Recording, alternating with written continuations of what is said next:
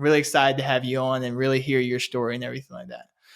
So, I guess just to start out, can you tell us kind of like your journey? Because I've heard a little bit of what your journey is, and it really inspired me. So, I really love for the audience to hear like your whole life story. Because even starting from like snowboarding to HGTV. So, Yeah, absolutely. I mean, my story starts where so many other people's did. I grew up in a lower middle class family. My mom raised me. My dad was an alcoholic, and it was a big struggle. I mean, my mother had a hard time keeping a roof over our head. But the one thing my mom did really well is even though we didn't have the resources, she always taught me to dream. If I wanted something, she couldn't just go buy me the skateboard or the BMX or the snowboard. There was a process for how we did things, and to me, it was just that's just how it was. To other people, it would have been like, "Wow, that's weird," But like, if I wanted, let's just say, a BMX, the first thing my mom would teach me to do is to like show her what I wanted, and then I would then take that and I would draw that, and I would articulate not just me drawing it, but then that would move into in school on Trapper Keepers. I would be drawing myself on the BMX. So if you can see the cycle of how that works, and back then I didn't read Think and Grow Rich, but yeah. had I read the book, I would have realized I was doing exactly what Napoleon Hill talks Yeah, about. visualization. It's all it is. And a lot of people think this is like fairy tale stuff and not real. And as I get into my story, you're going to realize like it's not just some fairy tale thing. I didn't get lucky. Literally, this is how the universe works. And the sooner you learn to stop fighting what the universe does, the sooner you're going to actually see the life you want. And, it's kind of like, if this is a universal law of thinking about things and materializing them through your thoughts. I mean, my growing up, I don't care if it's any of those things I mentioned, but I had a dream of being a pro snowboarder. So being a pro snowboarder means I got to have a snowboard, means I got to have a lot of things. And I didn't have any of those things. So when I did this, I was watching VHS tapes of pro snowboarders. And, back then it was Craig Kelly and Teddy A. Hawkinson and all those guys. I'd watch these guys and I got so deeply infatuated with what they were doing and the lifestyle of it that I would draw myself doing it. And that then evolved into some nights, and I know this, I would dream about actually doing it. So in your mind, when you dream about something, your body doesn't know the difference between you actually doing it and the fact that you're actually dreaming it. You are in the state of doing that. So a lot of things, and I know this sounds goofy, but a lot of things in my life, that's how it happened because I couldn't have the thing. So I would have to dream about it so intently and for so long that literally at night when I was dreaming, that's what I was dreaming about. And all those things, the dirt bike, which started at a KX60 infatuation as a very young child, those pictures were on my wall. They were in my Trapper Keepers. They were drawn. I eventually didn't get a 60. I got a 125. And all these things had a process. If I wanted something, and I watched my mother do this growing up. If she wanted a new lawnmower because she needed one, she'd save her quarters and extra change in this big glass thing. And when that thing was full, she knew that she'd have enough money. And me and her would count all the change, roll it up. And like, I watched this happen. And then she got the lawnmower.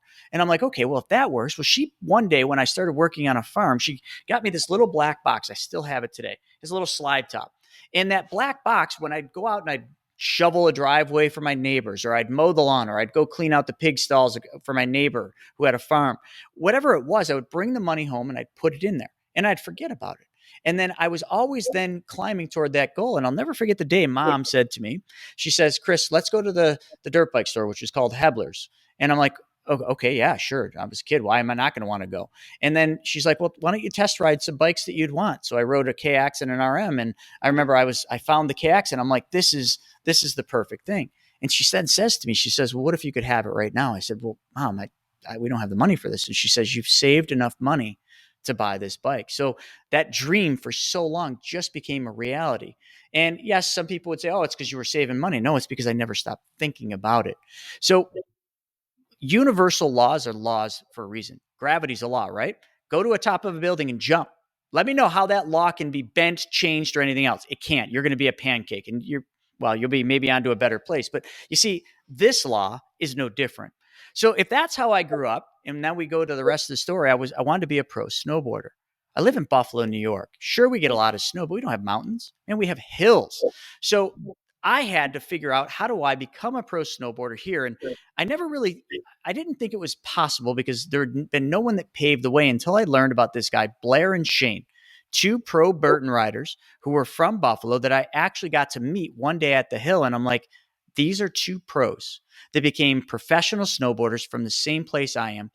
How did they do it? And I literally, at that moment, I knew it was possible. So I literally couldn't afford to go to the resorts. So there was a country club. It was a ravine. It's called the Lockport Country Club. And I would build jumps out of the sand traps. And I would go there after school. Mom would drop me off and I would hike and I'd do the jumps that I learned in the VHS tapes. But I'd run out of time to darkness every day. So I learned that if I wanted to really master these tricks, I need to be able to hit the jump more times, which means I need to be able to hike the hill faster. So I'd go in the backyard and I'd run up and down the backyard. No kidding. In my Sorel boots, I'd run through the snow up and down until I didn't run out of breath. And I knew when I went to the hill the next day, I could run up and down the hill faster. That's how I did it. But you see, to do that, a lot of people would have stopped because they would have either just given up or they wouldn't have been willing to do what everybody else was unwilling to do. So that's how I became a pro snowboarder. Now, that pro snowboarder didn't really fully materialize till after I was 16. And when I was 16, I had a job at a restaurant. And it was my first big boy job. I'd worked odds and ends at farms, but this is my first big boy job. And I remember the boss, the owner of the restaurant, treated me so badly. I could do nothing right. Swear to God, he would tell me to go do something, and every time it was wrong. So I got depressed so badly that one day I came in and I was so beat down that I quit. That moment, 16 years old, was the moment I quit trading hours for dollars. Truthfully, I had no idea that I did this, but that's when I did it. And I came home and I literally, in my mind and in my heart, I knew I'd never work for anybody else again, or at least that's what I thought. So I started a clothing line in my mom's basement called Fat Clothing. And it was started with a $500 loan from the local credit union. I had that $500. I bought a dozen t-shirts. I went to my art teacher, Mr. Mahalski, and we printed 12 shirts. I sold those 12 out of my backpack, bought 24. And I just kept going like this. Over the next year, so when I was 17, I had 4 seamstresses working for me, making clothing. My mom was sewing like the prototypes, and I was testing them, whether skateboarding or snowboarding. And I was selling my clothes along the eastern seaboard when I would travel to go to snowboard contests. Now, for me, some people would be like, oh, wow, you were an entrepreneur. I might have been an entrepreneur, but to me, all I was doing is solving the problem that I had. I needed money to be able to travel to the snowboard contest and every year buy a new snowboard. Whatever got me there, that's all I cared about. So I was an entrepreneur, but really I was just having fun and I was making just enough money to get where I wanted to be. But then on this journey at 17, something big happened. And on these journeys of traveling and selling my clothes, I saw all these shop owners. And these guys were living the life I wanted. They were working in their store, their own creation. And then they were going out and snowboarding in the afternoon. I'm like, I got to have this. If I got Fat Clothing Company, I need Fat Man board shops. So I started 17 years old. I learned how to write a business plan. And I learned because I went to a bank to try to get a $70,000 loan. They almost laughed me out and they said, do you have a business plan? I said, what's that? They said, figure it out, go to the Small Business Development Center and write a business plan. I did. And it took me almost 6 months to write this thing. Because, hey, when you don't know how to do something and you don't have Google to teach you or YouTube to teach you, you got to find out the hard way. And I remember I started getting this plan done. I kept getting told no by everybody. So then my mom said, well, why don't you just ask some people if they would just lend the money? I went to my uncles, I went to my dad, and I heard no from everybody. I almost gave up on this dream. And then my mom saw this happening. And remember, we lived in a 700 square foot 2-bedroom house. But my mom got this house in the divorce and it was worth roughly about 75 grand. So she saw this. I needed 70 grand or collateral of 70 grand to get an SBA loan. And she says, I'll put the house up for collateral. Oh, wow. I think about that and I'm just thinking, what a stupid, stupid, stupid thing my mother did. This is me looking back. She really believed in you. It's called belief in love. She believed you or really loved you. One of those two was there. I have a question though. Why you do seem driven? Of course, I'm sure a lot of people described you as. But why do you think? Do you think some people are born with that more so, or do you just have a deeper desire of want? I think, well, God, let me answer that this way. If we went around and and this has been done, we did a study and we asked 120-year-olds whether or not they were going to be successful at the age of Ah, yeah, 65. You've heard this, right? Earl yeah. Nightingale. The answer is absolutely yes. 100% of those 20-year-olds would say, yes, I'm going to be successful. But fast forward to age 65 now. Let's, evaporate time and just go to 65. Statistically, according to Social Security, out of those 100 eager, optimistic 20-year-olds, only 5 of them are going to be financially secure. Only 5 out of 100. So what happened? And I relate this to my success. And I don't know if you're born with it. I don't know if things happen in your life that kind of push you this way, but the biggest difference between the 5 that made it, the 5 that were successful, and the 95 that were not, to me, is one thing.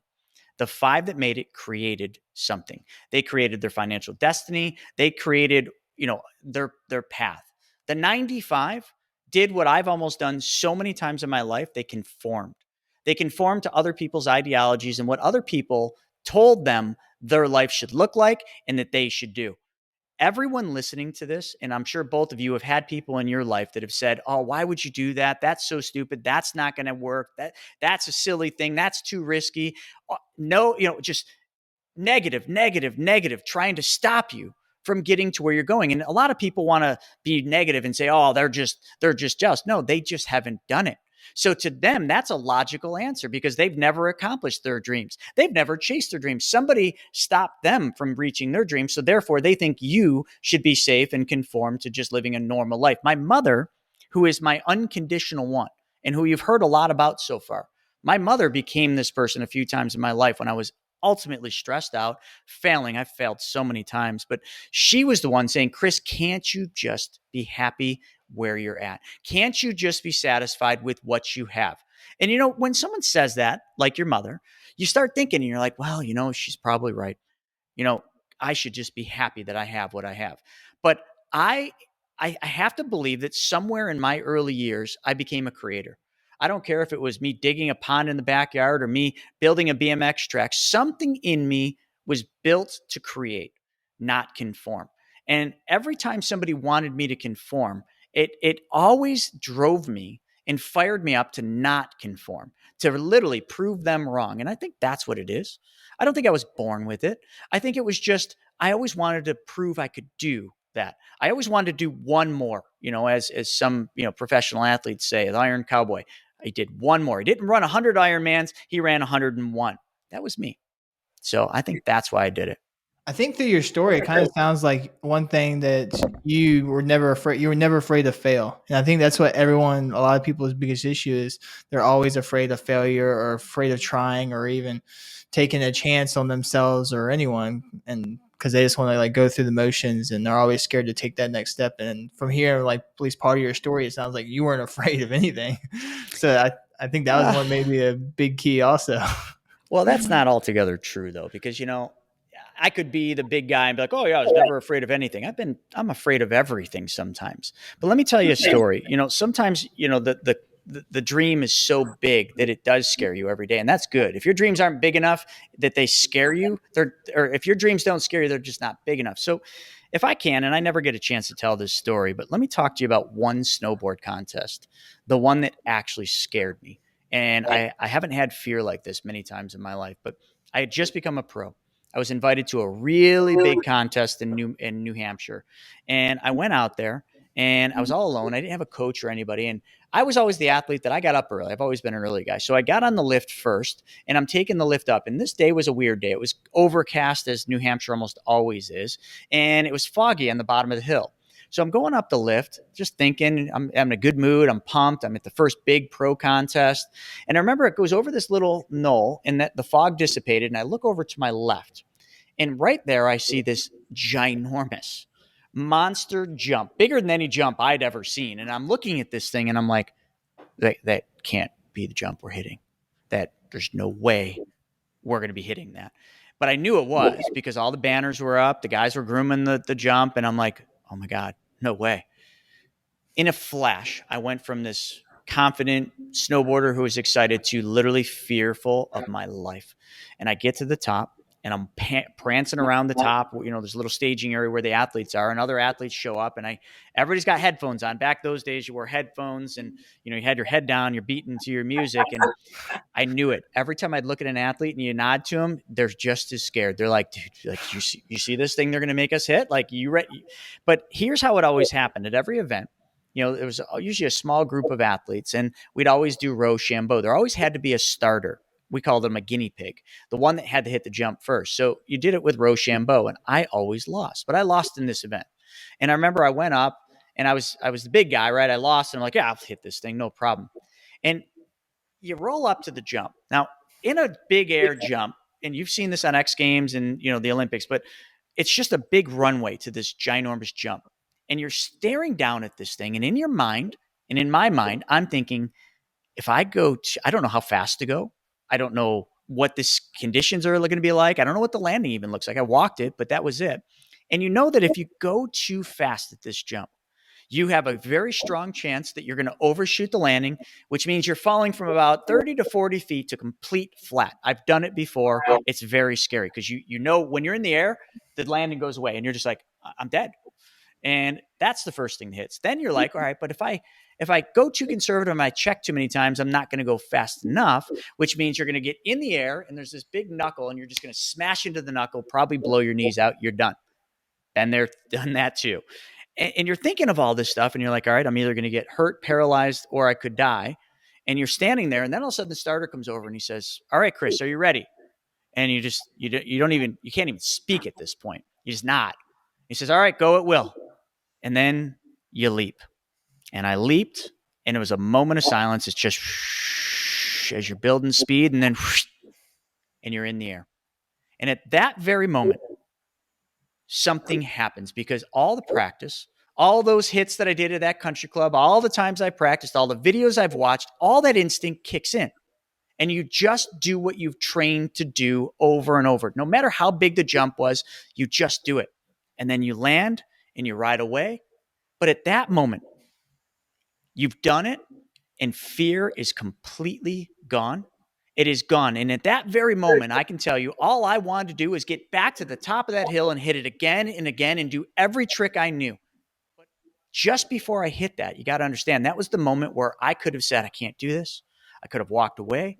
I could have just pretended I didn't enter the contest and just disappeared. A lot of people in life and in business stop right there. They never leap because of fear. And that fear is exactly what stops them from creating the financial life they want, from creating the business they want, and for following the dream that they've always wanted. It's that simple. Fear has been part of my life every step of the way. I have just chosen to leap instead of stop. That's it. So when you were snowboarding, like that story, did the fear leave like the minute you left? Is that kind of when the tension just kind of goes away when you're in a big, a big deal or something? Everyone. I don't care if it was a Red Bull contest, that New Hampshire contest, a quarter pipe contest. You're always butterflies in your stomach. I don't care how good of a rider you are. I don't care if you're Shaun White. When he's at the top of that hill, I don't care that he's the best in the world at that moment, the Olympic gold medal. He has butterflies until he drops in. And when he drops in, instinct kicks in and you just do what you've been trained to do. And if you fall, for some reason, it doesn't matter. But you were thinking too much when you're at the top and you were letting fear to overcome everything that you know you can already do, but it just overcomes you. So every contest was like that. Didn't matter what it was. You always are scared. Well, y'all are always going so fast. I've always wondered is everything kind of in slow motion or are you really there? So you're kind of thinking about it, but it feels like you're kind of in slow motion. If you watch a pro snowboarder hit a jump, it looks like it happens so fast. To that athlete, it feels like an eternity from the time they took off to the time they're actually in the air. And even when they're in the air, it's almost like in slow motion. I don't know why. I don't know what it is. It's just the way it is. And it's really cool. It's all I can say. It's a thrill and almost like when I wasn't a pro anymore and I couldn't win contests, like the lack of that feeling was something that drove me to a severe state of depression. And until I started coaching other athletes and having them basically live kind of what I did, that never went away. And now I speak all across the country, and that speaking gives me that same euphoria, that same feeling as I used to get hitting jumps. I still snowboard, I still skateboard every single week, but it's just different because back then I was working toward my dream. So today I just ride because it's fun, and I'm never pushing myself too hard to really kind of be that. And that was a big difference. There was when I was an athlete, I was always pushing to be better. I was always pushing to be in the video. There was always something that drove me to a level that was way beyond what I probably should have been capable of. But that's what makes greatness, is when you push yourself past. And any athlete that's ever pushed themselves past what everybody said was even physically possible, most of them didn't die. Most of them succeeded in their task. It came with great pain and suffering, but they succeeded. But once they succeeded at it, they know they can do it. And then it just goes from there. That's how we evolve. Very, very true. I think because you're talking about like mindset and pushing you toward your goal. I remember one time I was hearing you speak and you were talking about the like motivation toward your perfect day. Can you describe to like some people like what that is? Because I was trying to explain that to my wife earlier, but I don't think I explained it very well. Yeah. So, with the snowboarding, it went great, and I had my stores all the way up to the early 2000s. When the dot-com crash happened, I had to get a job, and I landed in Wall Street. Now, in Wall Street, I made a lot of money, a lot, more than I ever made as a snowboarder or as an athlete or as a shop owner. I was making a lot of money. But I also, as I made more money, as I got around all these people that were making tons of money, my ego got really big. And you start like just thinking you can do everything. So you're talking about the motivation of the perfect day. I'll get back into the story in a little bit, but I remember being challenged by one of my mentors. And this wasn't that long ago. This was in the last 5 years. And he was a big mentor. He didn't just take anyone on. He was interviewing me. And I remember him asking me, he said, why do you work so hard? And I gave him a reason. And he says, that's not why. He said, why do you work so hard? And this went on for like 10 minutes. Why do you work so hard? I gave him an answer. That's not it. And he kept doing it. Finally, I got frustrated. And I said, what do you want? Like, that's why I do it. He says, you're absolutely wrong. And because of that, I don't think we can work together. I said, listen, like, I'm either not understanding what you're asking or something, but I want to work with you. So please help me. And he says, you don't know what you're working toward. You're not working toward making more money, even though you told me how much you want to make. That's not your goal. He said, what you want is you want to live your perfect day every day, which everybody would say, oh, yeah, that's what I want. And that's what I did. I said, yeah, that's what I want. I want to live my perfect day every day. He said, then tell me, I got time. What does your perfect day look like from the second you wake up and open your eyes to the moment you lay your head down and you go to sleep? I froze. I had no idea. I had no clue what my perfect day actually looked like. Now, I'm a kid that grew up with nothing and envisioned all this stuff when I was a kid, but I forgot how to dream. I forgot how to dream because my ego got in the way, because I started having success, and that ego stopped me from actually being able to picture what I was doing. I just thought, oh, I want this. And I think this is a big problem with people today. Just look at Instagram or TikTok. My God, Lamborghinis, and everybody's flashing cars. Like, that's not what they're working toward. If it is, it's short-sighted, and they're going to have what's called the arrival syndrome. And when they get to it, there's nowhere to go but down. So when he said that to me, it lit a fire under my ass. And I remember I spent 30 days, no kidding, 30 days where pretty much the only thing I did is in a notebook, I went through and I thought through every second of every moment of that day. And I wrote it all down. And when I had it all, I didn't have to reread it because I just did it. I knew every piece of that day. And you know what the coach, that mentor, told me to do? He says, now that you know what your perfect day looks like, let's start with the beginning. He said, when you wake up in the morning, is that what you see? And I said, no, unfortunately, I live in Buffalo. I don't wake up to the ocean breeze coming into the gulls and to the white linen, curtains blowing and the smell of salt water. Yeah. So you know what he says to me? He says, you could. And I said, come on, man, I can't just pick up and move to California. He said, you don't have to. He said, do you have, at that time, he said, do you have an Amazon thing, whatever they're called, Echo, an Amazon Echo in your room? He says, ask Amazon to play the sound of ocean waves. So every night I started playing ocean waves. And then he said, do you have a fan in your bedroom? I said, yeah. He said, turn the fan on at night. And he says, do you have curtains that you could put over the windows? I said, don't. I have blinds. He said, put the same curtains up, and at night, just pop the window open Might cost you a little bit more in air conditioning, but he said, pop it open. And they said, do you have a diffuser?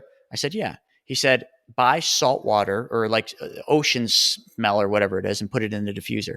He says, when you're sleeping, your body and your mind will not know any difference. And it will not be able to differentiate whether or not you're actually living on the ocean, smelling the ocean, feeling the ocean breeze, listening to the ocean waves. Do you realize like a lot of people come up with excuses to not live their perfect day because of the surroundings and because where they're at? We can create anything we want with where we're at. But we always think, oh, I got to do this. Like snowboarding. I got to live in Mammoth or I got to live in Utah to be a pro snowboarder. Absolutely not. Bring that environment where you're at. Go to the resort and build the same jumps. Work with the park team to build them. I did all this, but I never was in the place where the Mecca was. I never was on the beach. So my perfect day can materialize. I just got to create it. See, back to that creation versus conformity. Too many people would say, I'll never be able to live on the ocean. I could never afford to buy a house on the ocean. Well, then you won't. You never will. And that's going to be your destiny. And you're going to have to go to the grave, which is the richest place on earth because that's where all the dreams die. But on your final waking moments, when you're in that bed at the nursing home or you're just about to take your last couple breaths, what's going to be going through your head? It's not going to be that you didn't make enough money or you didn't do this or you didn't do that. It's going to be the things you didn't accomplish in your life. It's going to be the things you regret that you didn't do. Make them happen. Yeah, I guess for me it's kind of weird because I just don't understand like why like a lot of people think like, oh, I can't do that, I can't do this, I can't do that. Well, if my mindset, I'm thinking like someone's got to do it, so why can't you? I think that's like Russell Westbrook's kind of thing. He always talks about why not. He said, why not me? So I think that kind of plays a lot to like the perfect day. And I really love that you talked about the perfect day because I started like recently trying to really like what does my perfect day look like and trying to like plan all my goals and everything toward that perfect day. So I love it. And it takes forever to draw it out. I'm telling you, like, don't think you're going to get it done in an hour. You might get like what it is when you first wake up and make it to your kitchen in an hour, if you're lucky. Yeah, I think everybody kind of loses what their purpose are when they get kind of down in that, you know, bad place or negative thinking. And it just blows my mind away that our minds can't tell the difference between fantasy and reality, and that how, some people can live in pure fantasy and, and they think it's real. I mean, it's just, our minds are just an amazing thing. And I know Les Brown talks a lot about finding your purpose, and I listen to him and Tyler Perry and Miles Monroe. And finding your purpose is hard when you don't really know what your purpose are. And it sounds like you were kind of stuck in that. So in those 30 days, what did you do? I materialized what my perfect day looked like. And I also, in that perfect day, realized that as my life goes on and as I continue on my journey, my perfect day is going to change. So I have to rewrite sections of that perfect day. Now, at this point, I haven't had to, but as things happen or as certain parts of that perfect day materialize, you have to rewrite that. Because even if you were able to accomplish your perfect day, you don't want to live the same day every day. You want to evolve that. Yeah. And I read a book, it's Becoming Your Own Banker, but Nelson Nash talks about the arrival syndrome. And I don't know why that one chapter always stuck with me, but the arrival syndrome is a lot of the problems of where people get stuck because they arrive where at a certain level of success, they get a raise and they're at that certain income where they thought they were, and they think everything's good. Now I got everything. And they spend up to that level. And then that's it. Then they go right back down. They're like, what happened? It's because you arrived. Like, you should never arrive. Every time you arrive somewhere, reset the bar, reset the goal, go somewhere bigger, do something more. Like if you climb a mountain and you're like, I did it. I climbed the biggest mountain this is everything I've always wanted. Then find a bigger one. Whatever you're doing, never arrive, and your life will always be fulfilled because you'll always be chasing something that excites you. I can't tell you, I'm in the money space, right? So I'm not the person that will ever tell anyone that, you can't make or that there's a cap to how much money you should make. I think everybody should want to make crazy amount of money because money is just a tool. And the problem with money is too many people associate money with one thing, or they associate money with a negative thing because that's what we've been brought up to do. I get people on my social media stuff constantly attacking me about, you should just be content, or God said, this, or, all this stuff. And my thing always comes back to, I don't know any poor people putting wings on church. It's like when you make a lot of money, money's the tool, do good things with it. Go out there and give it. Here's something. How many of you, or have both of you, you get the mail, like the mail that comes in and says donate to this, right? You've gotten those. Yeah. Everybody gets those, right? And when we get them over and over, every once in a while, we're like, all right, fine, I'll send them $5. You send them 5, and what do? They send you 2 the next month. And you're like, oh, they're just greedy. Here's something everybody needs to change their mindset. Like, number one, the most important thing we can all do is give. Okay. But giving doesn't have to just be money. It can be a lot of different things. But let's just talk money because that's the topic we're on. We should all give. I get those things more than probably most because I give to all of them, and I get them. And I want to rip it up and throw it out. But you know what I do? I unravel it. I take it out. I put it on my pile that I'm taking to the office. And you know what I do every single time? Come into the office before I do anything. I write a check. Sometimes it's 10. Sometimes it's 100. I don't really think too much about the amount. I just put whatever I want on that little check and I send it in. And I don't think about anything else. And when another one shows up, I do it again. And I do it again. And I do it again. And the funniest thing about that little exercise is if you just did that, you're giving unconditional. You have nothing that you're expecting in return for that. You will start to get. I can't explain it. I can't tell you why it is. I like just the other day, Shauna, our director here, like she had something happen with her thing and, she was super upset and I saw her, in tears and I said, what's going on? She's very good with money. And, she tells me and, she's like, I'll figure it out. I said, no. And I went in my office without telling her. I wrote a check and I brought it over to her and I gave it to her. And she said, I can't accept this. I said, you're going to accept this. And then from there, whatever you want to do, if you pay me back, great. If you never pay me back, great. Doesn't make a difference to me. You need this. And just that simple act of gratitude and just giving is what will make the difference in most every single person's life. But too many people go through life, especially in real estate. I hear this all the time, and I don't mean to pick on real estate investors, but they say, oh, well, when I do a wholesale deal, or when I do my first wholesale deal, I'll give, or when I do this, I'll hire a coach, or when I do that, or when I'm making this, I'll do this. No, you won't. You never will. Because if you do it now when you can't, you'll find a way to pay for it. But if you wait till you have it, you'll find another excuse to not do it. You'll just keep spending as you make. I can't understand why more people don't understand that and why more of this is not taught in school that, if you always spend your life waiting for something to happen, nothing will ever happen. But if you just do it and figure out how to make it happen, it will almost always happen. You'll never put yourself in a bad situation. I always think I did. I wrote a check for a mastermind one time for 30 grand. I didn't have 30 grand. I even told the guy, I said, I don't have this in my account. How long can you give me before you cash this? He says, was 30 days enough? And I went back and I said, all right, I'm going to find out how to get 30 grand in that account. And I didn't think I was going to be able to do it, but it happened. And it happens every single time you do that.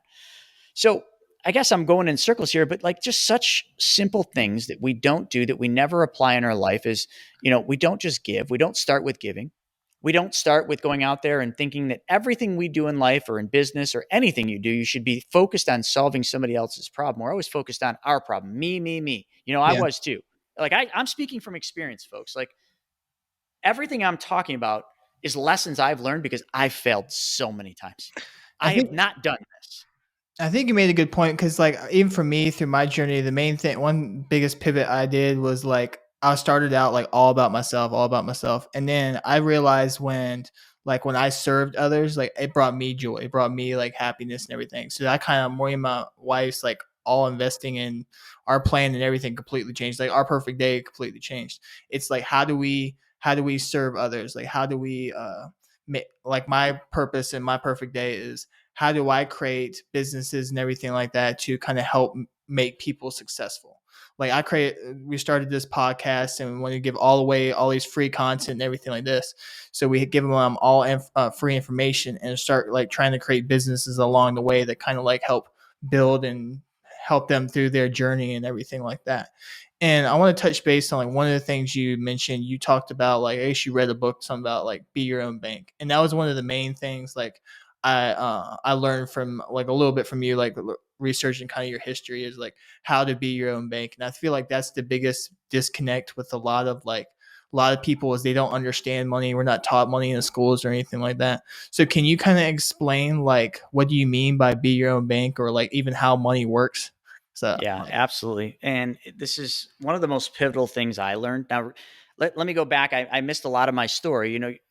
I became a high level financial advisor. I owned my retail stores, but I eventually sold them and they're still around today.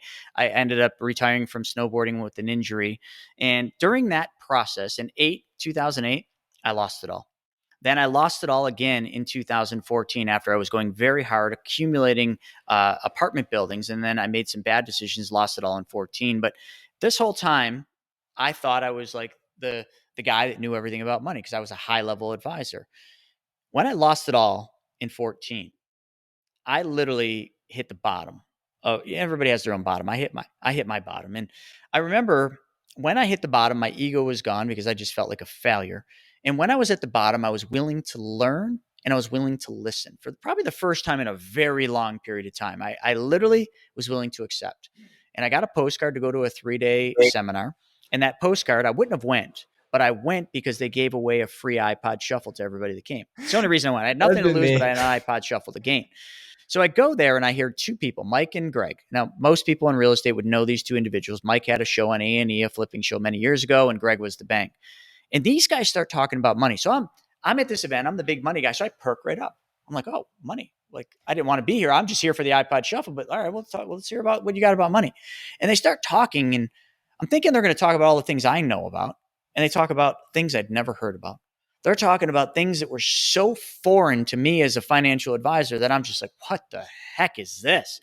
And I started getting intrigued. And I'm like, if these guys are the most successful guys that I've been around a long time, how is it that they know all this stuff about money and it's the complete opposite of what I've been doing as an advisor? And I dove in. And in diving in from 14 to 2000, well, straight through to today, because this is what I do today, I started surrounding myself for the first time around people who had multi-millions of dollars or hundreds of millions and even billionaires.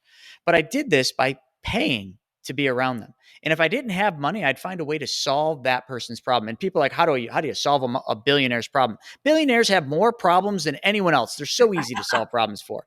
The person that's the hardest to solve a problem for is the guy that's just like conforming and making 40 grand a year and just like, he's miserable. You can't solve. It's hard to solve that problem, but you'd solve their problem. So I got around these people.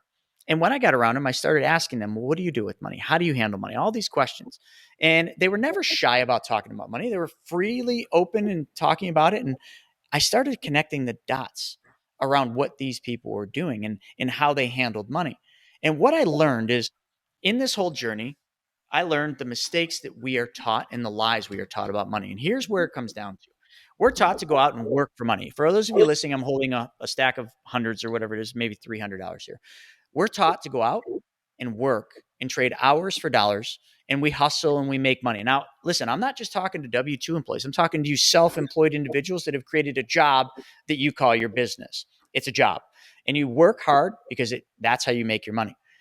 The wealthy, a long time ago, have realized that you can only work so hard, and there's a cap to how much you can make because there's only as many hours as everybody else has, and you can only work so hard and make so much with trading those hours. The wealthy learned that if that's it, then what they got to do is take the money that they made and learn how to make their money work harder than they did. So that's the first thing I learned. And the second thing I learned is that all these wealthy individuals, none of them had tons of money in stocks. None of them kept hardly any money in traditional banks. Like they would show me like a couple of these guys I got real close with, and we'd be talking about, just these things, like thinking they must have millions of dollars in their bank account. No, they had like 20 grand in their bank account. And I'm like, what? Wait, are you lying to me? Or like, what's going on?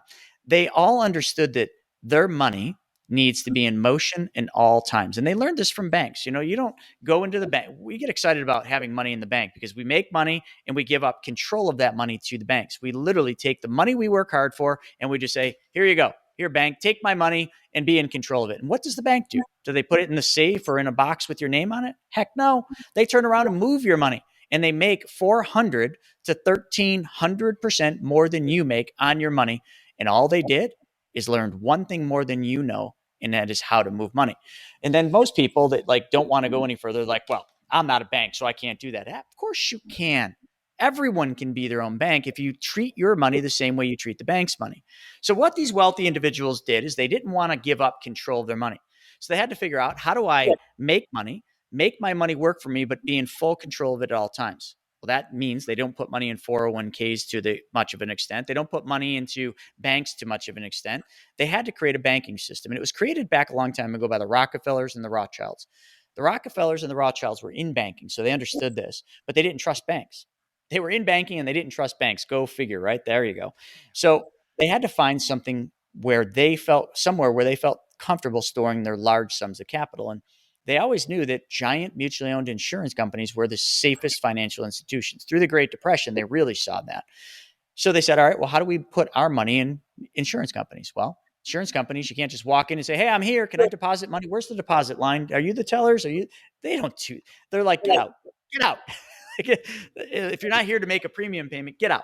So the Rockefellers had to figure out, how do we create a banking system with insurance companies? And they literally figured it out by using a vehicle that so many people hate called whole life insurance.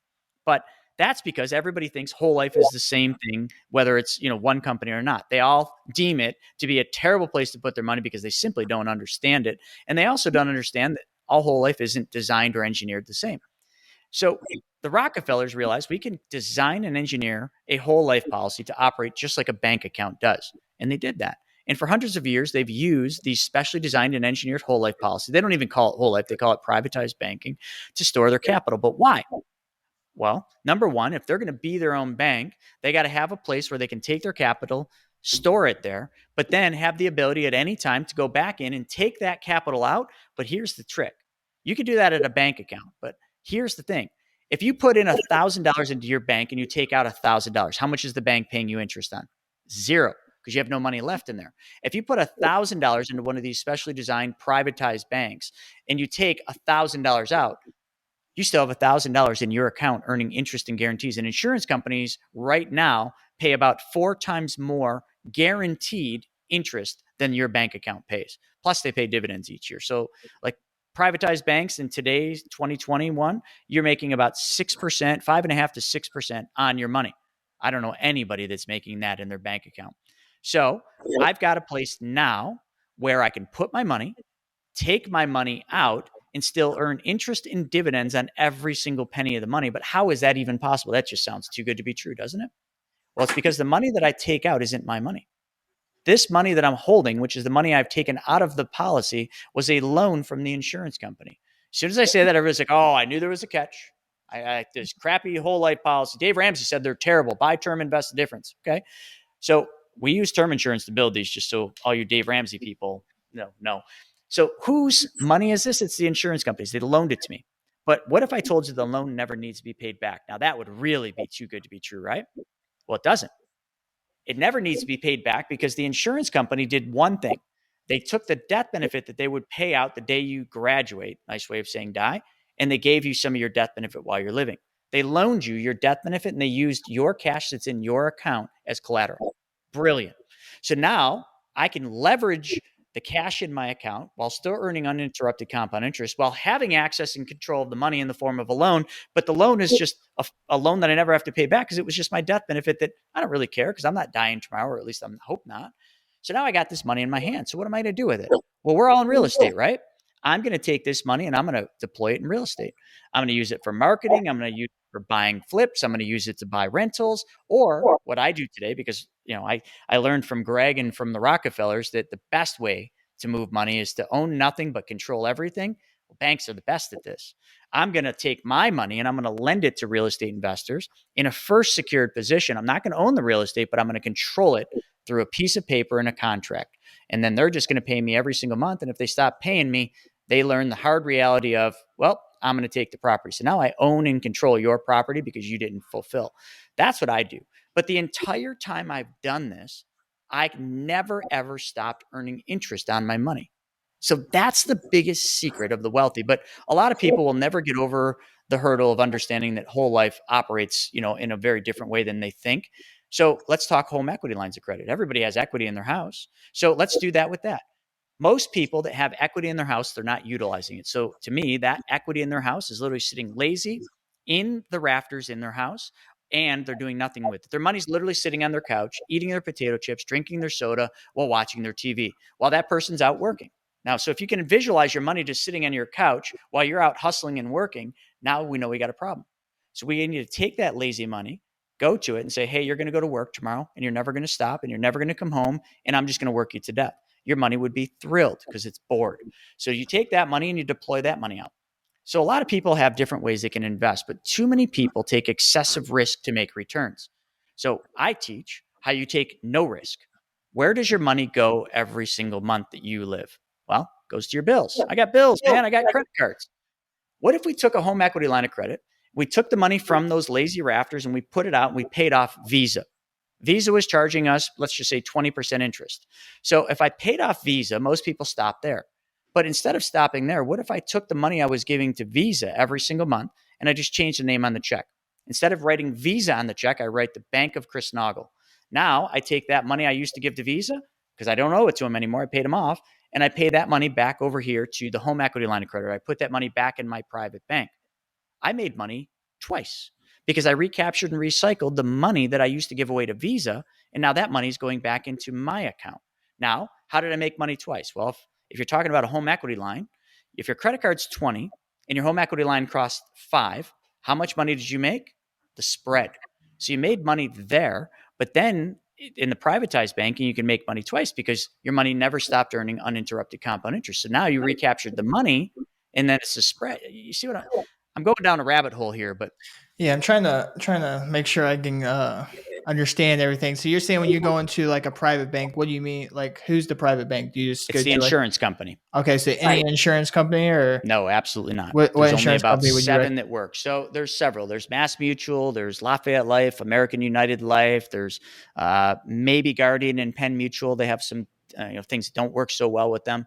But those are giant mutually owned insurance companies. And again, it's not just going out and finding the insurance company to work. You got to find somebody that knows how to reverse engineer the policy design so that it works like a bank. And here's the problem. If you go to an advisor or you go to your brother-in-law who sells life insurance and you say, hey, I want you to create one of these privatized banks.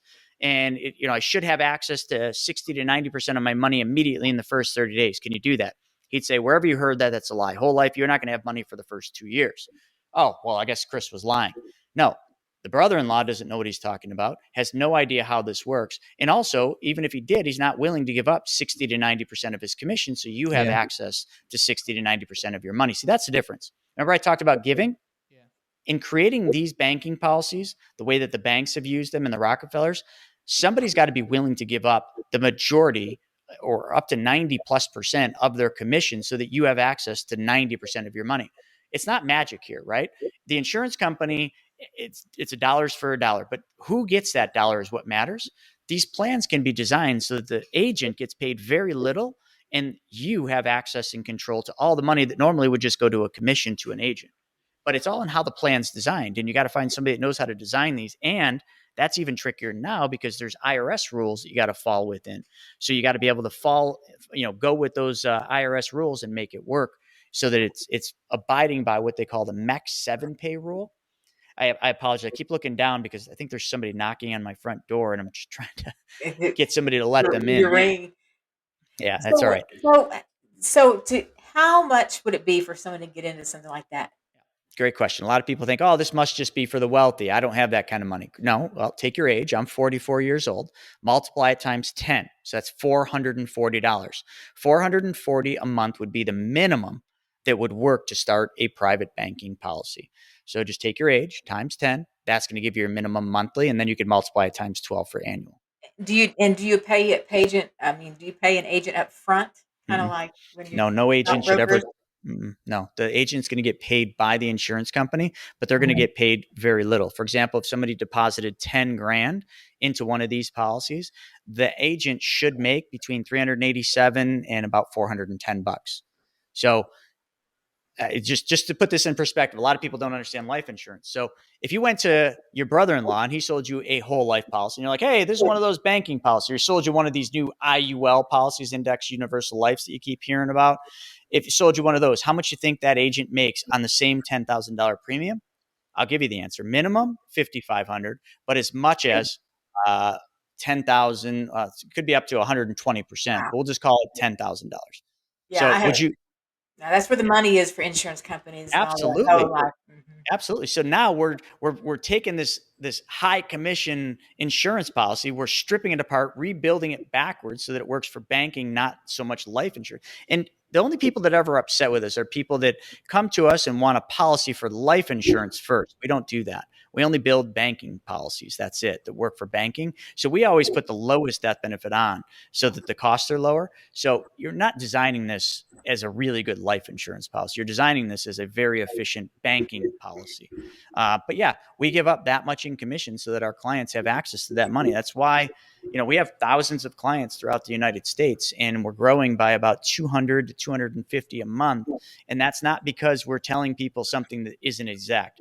And I can tell you, and you can look him up on TikTok, Devin Burr. He was one of the clients that was the hardest for me. He's a real estate investor out in Arizona, very, very successful one. And he saw a video and he's like, there's no way it works this well.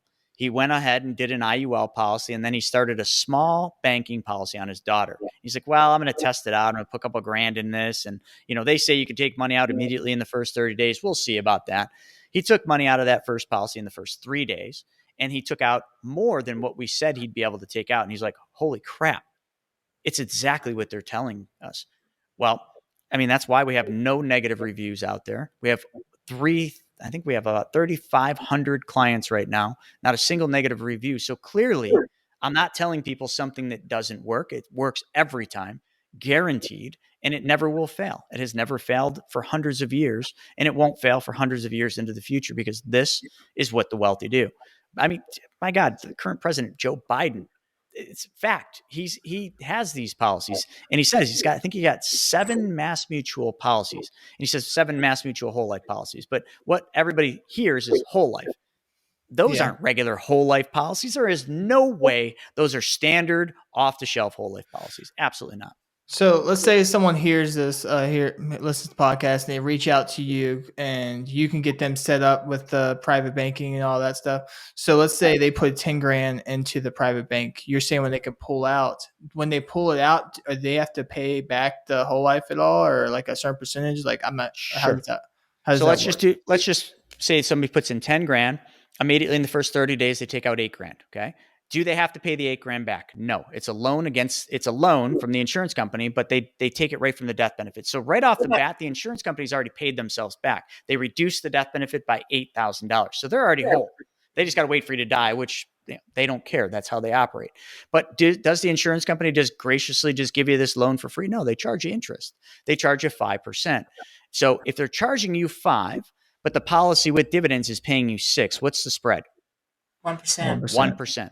So now you're making 1% for being able to use the majority of your money. Let's fast forward 5 years into the future. Let's say in the 5th year, you take the same $10,000, because each year you're putting 10 grand, and you put 10 grand in. How much money do you think you'd be able to take out of that same policy? Let's just say every year you put 10 grand in, and you took 8 out the first year, 10 grand the second year, you took 9 out, 10 grand the third year, you took 9,800 out, 10 grand the fourth year, you took 10,250.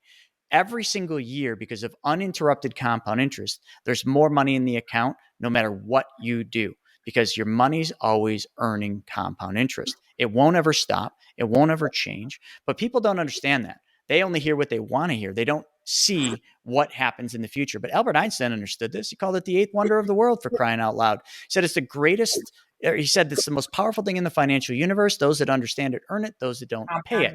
You've heard that. So if he understood it, how come none of us do? Because nobody teaches us this.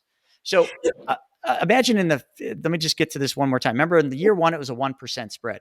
I will tell you my policy in year 10, if I put 10 grand in, I would be able to take, it'd be the equivalent of a 10.9% cash on cash return on my money. So let's just take the 5% it cost me to use the money, and let's take 10.9%. Let's just round it up to 11 for simple math. What's 11% minus 5? 6. 6%. So now in the 5th year, I make 6% for using more than 100% of my money that I have in the policy. How many people do you think want to earn 6% on their money and still have all of it and then some in their hand? Everybody. Me. Everybody. Mine's dying in the bank And right that is my policy and exactly how it works. I've got videos on YouTube that show exactly how the math works. And listen, like, people lie. There's people out there telling fibs and stories all day long, but math doesn't lie. So just follow the math and you'll see exactly how this works. Yeah, So does an attorney set up a different contract or policy for each individual person, or is this a standard rules for everybody who comes in? Yeah. So no, there's no attorney that has to set anything up. It's basically, we go to the insurance company. Now, we don't work with the retail division of the insurance company. We're working with the same division that does the banks and the corporations, but we're taking the contract, a standard, plain Jane whole life contract, but there's riders. And we're using a rider called the paid up additions rider. And what we're doing is we're just putting most of the premium, which we call premium deposits, into that rider. So instead of just putting 10,000 to the premium, which most people, when you say premium, like, oh, that's an expense. We're putting 10,000, you're taking it. We have to put some to the base policy. So some of it has to go to the premium part, which is cost of insurance. But the majority we're throwing into this paid up additions rider, which is allowing us to have access and control of all of that money immediately. Think of a rocket ship. SpaceX is a cool one to talk about. To get that rocket into space as fast as possible, it has a bunch of booster rockets around the bottom of it. Those booster rockets are incredibly inefficient, but they're very good for getting that thing off the ground and into space.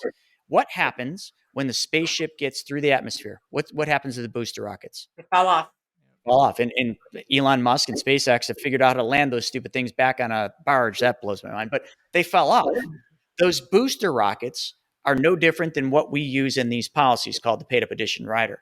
So once the policy is really efficient, usually it's about year 7 to year 10, we drop the booster rockets off, and then all the money is going to the main base, which is just the standard whole life. But now that whole life is so efficient that the returns are they're just crazy. I mean, when I show people the cash on cash returns of these plans, anything after year 3, a lot of people look at it and like, that can't be, because it's in the hundreds of percent once you get past year 10. So you're making hundreds of percent cash on cash return. And to use all that money, it costs you 5% if you use a policy loan from the insurance company. I've evolved past it. I use a bank. So we use a cash value line of credit. Think of a home equity line of credit. If you got a house and it's got equity, you get a home equity line. The bank gives you the money and the equity, and they use the house as collateral. Well, remember I said the number one purchasers of whole life in the world are traditional banks? They fully understand these. So I can take my policy, I can go to a specific bank that does cash value lines of credit, and with a one-page application, and in 2 days, I can have an approval. And that bank will then give me a line of credit using the cash value as collateral. But why would I use a bank when I'm trying to be the bank? Because the bank right now, because it's a low interest rate market, will give me access to 100% of my cash value at 3.25 to 3.75%. So now take the same math. If I'm making 6 with dividends, and now I only have to pay 3.25 to use it, my spread just got bigger and nothing happened. I didn't take on any more risk. I just leveraged the low interest rate cycle. There's so many ways to play this game. So you took the line of credit like in a house. You took that home equity line of credit. Then you bought the with the private bank, and you had the spread. Is that what you're trying to say? Well, no. I mean, you could get a home equity line in your house, use the home equity line money to fund a banking policy, but that's not what I'm talking about. Sorry, we're going down so many rabbit holes. Yeah. And your audience is probably really confused. So we're going to bring them back to the basics in a second. But what I'm talking about is, let's just say I have a policy that I just started, and I'll just use my one. I put 30 grand into it. Out of the 30 grand, I have access to 26,000 immediately in the first 30 days. But I don't want to pay the insurance company 5%. So I go to a bank, and the bank I used was Coastal States Bank. Okay. I go to Coastal States Bank, and I send them a copy of my policy. And I say, I want to get a cash value line of credit. So instead of a home equity line of credit, I'm doing a cash value line of credit. The bank knows that this is the most secure place that money can be, because this is where the banks put their money. So the bank then immediately I want you to think of this. How many one-page applications have you ever filled out at a bank to get a loan? 0. It's a one-page application. So I put my name, my address, and a couple other things. And in a day or 2, I got an approval, which means the bank knows that there's no risk for them. And then the bank just takes that cash value. They do a collateral assignment of the value in my policy. So cash value is, think of it, the money in your bank, but it's the money in my private bank. They're just going to take that and use that as collateral. but they're going to give me access to use 100% of that 26,000. But now I get to use it at 3.25% instead of using it at 5% if I borrowed from the insurance company. It just allows me to make a bigger spread. And if you really look at like making money, it's all about a spread. I don't care what business you're in. If you're buying a rental, it's here's my cost for running the rental. Here's my rent that I charge. The spread is what you get to keep. Same thing. Money works the same way. And then I have a vehicle now that I can move my money constantly. I can loan it out. I can buy rentals. I can do rehabs. I can pay off credit cards. Both of my vehicles, when we have nice cars, are both funded through my banking policy. And again, there's a 90-minute video on my website, the same 90-minute video I had to watch in 14 to learn this. Even as an advisor, I didn't know about this. I learned this. People have to watch this 90-minute video because it will totally explain all of this, because we've gone down a lot of rabbit holes. But my vehicles, let's just put it this way. How many people, both of you, would you like to get all the money back for every car you ever buy, drive, and own? Sure. It's very easy. So both my vehicles are funded through my specially designed and engineered whole life. I saved enough money in the whole life. I paid cash for the cars with a loan from my whole life. And then I figured out how much money I would have paid to Mercedes or Porsche, okay, on a monthly basis. And instead of paying Mercedes or Porsche, I write a check every month back to my bank, okay, for the exact same dollar amount. And after 5 years, I've gotten all the money back for all the vehicles that I own, and I still own the vehicle. I didn't have to sell the vehicle to get all the money back because I was the bank. See what I'm saying? Like, banks get all the money back. You just freely, and you choose to just give all the money away to the bank. You don't have to. And then I laugh at people when they say, "Oh, I pay cash for cars." That's the stupidest thing you can do.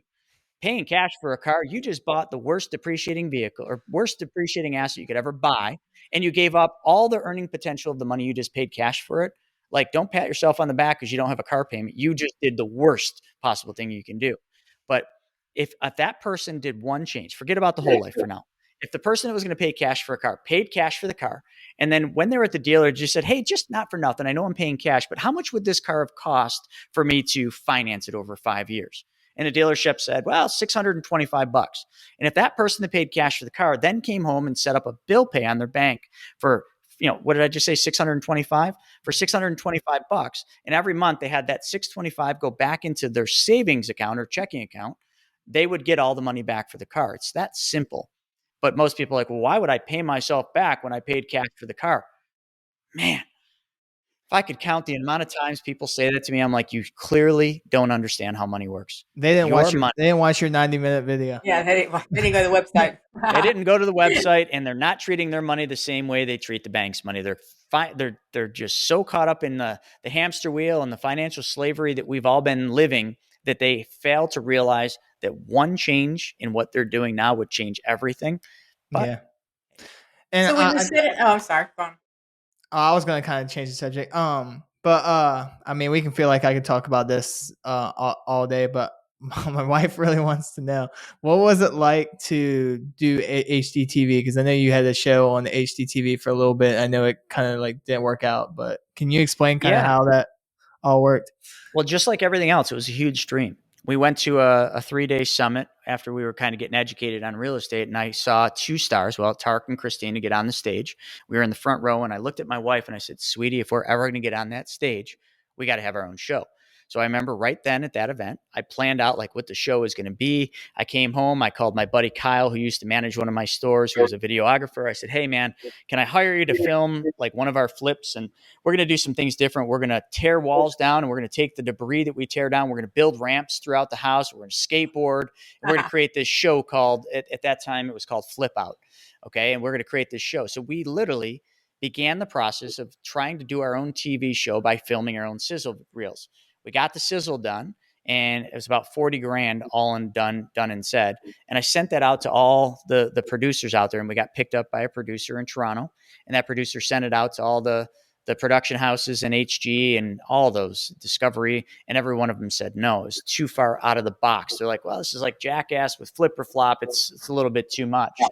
But then after that didn't work, we found a different producer in LA, and they said, listen, we love you guys. We love what you sent us, but we need to fit you in the box that HGTV is looking for. And right now, HGTV is looking for this, this, this, and this.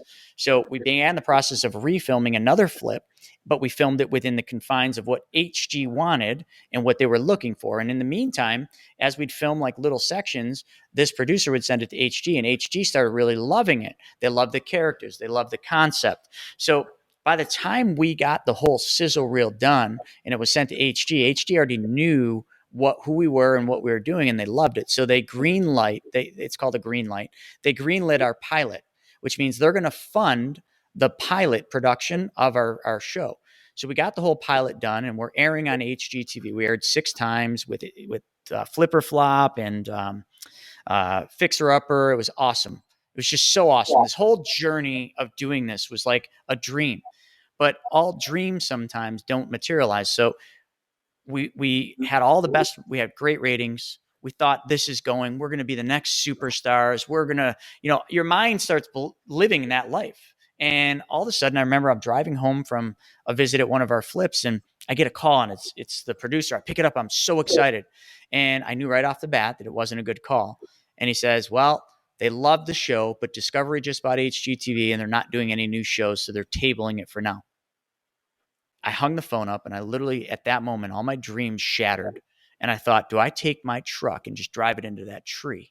Because how am I going to drive this truck home and tell my wife that everything we've put the last 4 years of our life into just ended? But I think you said it, and this would be something for your wife.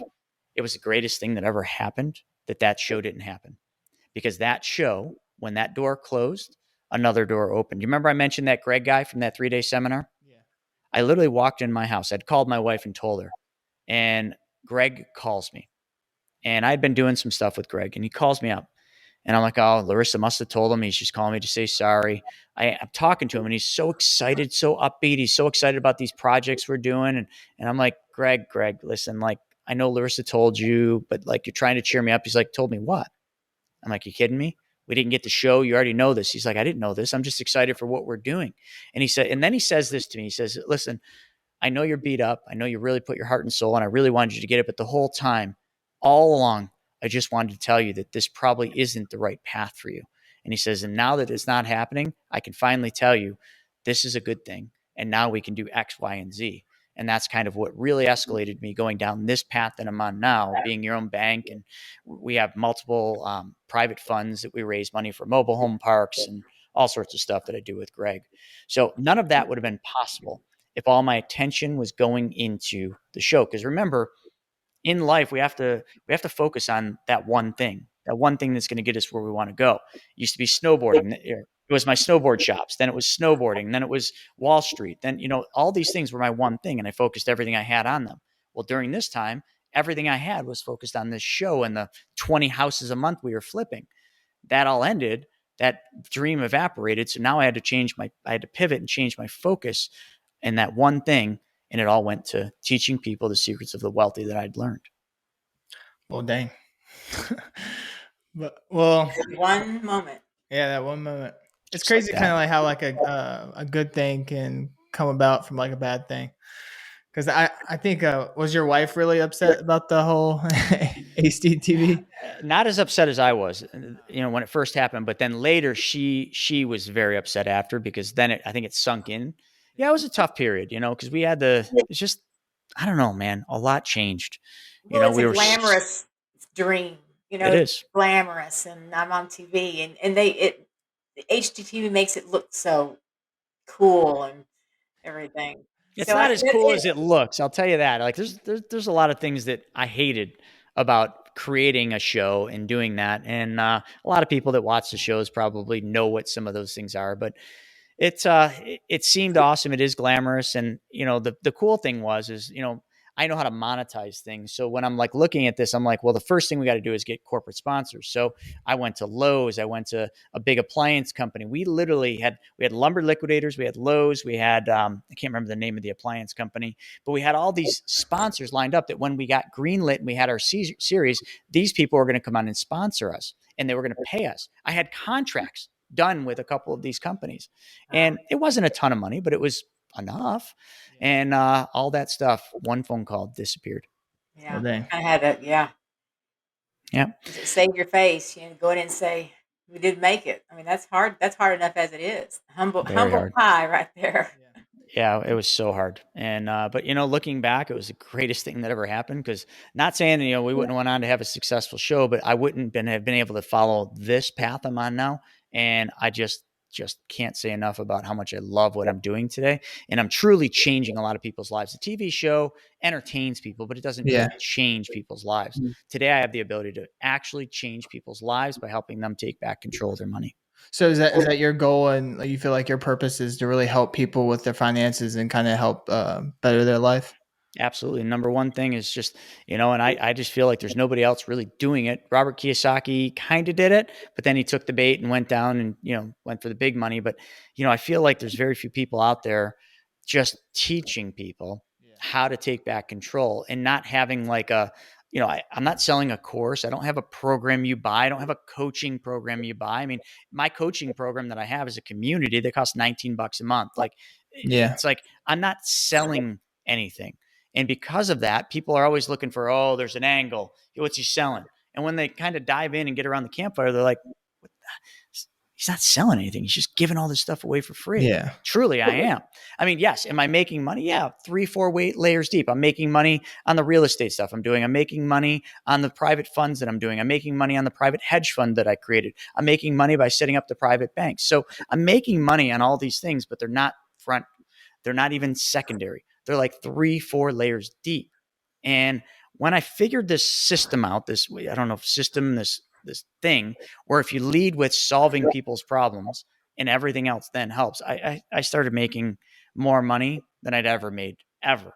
And it hasn't stopped. It's just, sometimes I almost just think like it's just the faucet just turned on and it will never turn off if I just focus on other people first. So what's your next project? What's in the future? YouTube, my big push right now. YouTube is evergreen, and I have become infatuated with the people on YouTube that are putting out unbelievable content, that are just doing it just to help educate people. And there's a lot of them. So I am now on this major tear to putting tons of resources into YouTube, to building the channel, to doing very professional videos all around the things that we talked about, and many other things money driven. And that's my big thing I'm excited about. See, but now look at YouTube. It takes a tremendous amount of effort, time, energy, and you make nothing. It just costs you money the whole beginning. But eventually, I'll lose money every month on this. Yeah, I make $560 a month on my YouTube channel now. But the people that I'm getting coached by, my mentors in the space, have 3 million followers, and they make millions of dollars on the ads that run on there. And all they had to do is get there. But most people aren't willing to put in what it takes to get there. And that's what I'm after. That's what I'm doing. One question about mentors before we go. Okay, so we want to get a mentor. What do you suggest people to do? Just ask. How do you get around millionaire? If you're trying to climb, how do you get around those successful people? It's really easy nowadays. You just, social media. So all these people are on social media, and you DM on Instagram. Yeah, Instagram. You find the one that really you resonate with. I mean, Tyler, I'm not laughing at you, but I mean, you find the one that really strikes a nerve that you're really intrigued by, and you just keep following them, and you just figure out, here's the biggest thing. You want a mentor. Most good mentors that are really ones that will change you can't be hired. They don't need your money. So if you want a good mentor, usually they don't, like me, you can't hire me as a coach. I don't want to coach people, but you can get around the campfire for free. But when you find one, here's the best advice I can give you. Figure out how you can solve a problem for them.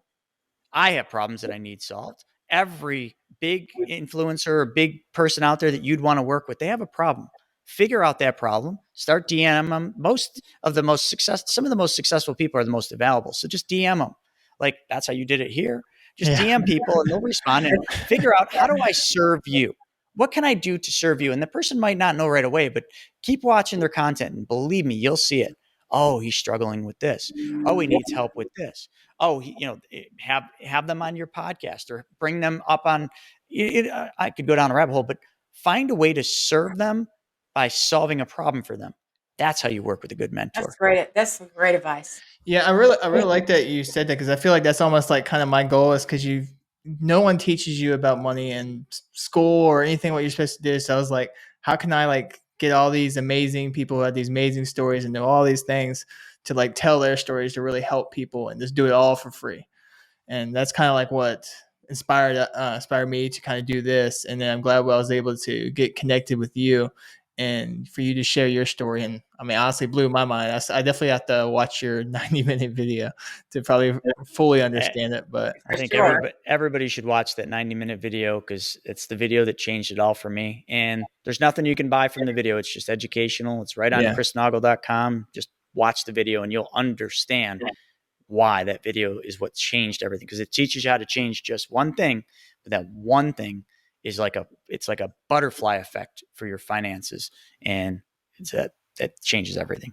So to wrap this up, where can people find more about you? What are you on or anything like that? Yeah, I mean, we kind of hit them all. I mean, chrisnoggle.com, my website. I'm on every single social channel except for Twitter. So I don't care if it's TikTok or Instagram or Facebook or especially YouTube. You can hit me up on any of them. I still, it's hard, but I still answer all the DMs myself and respond on each one of those channels. Well, all right.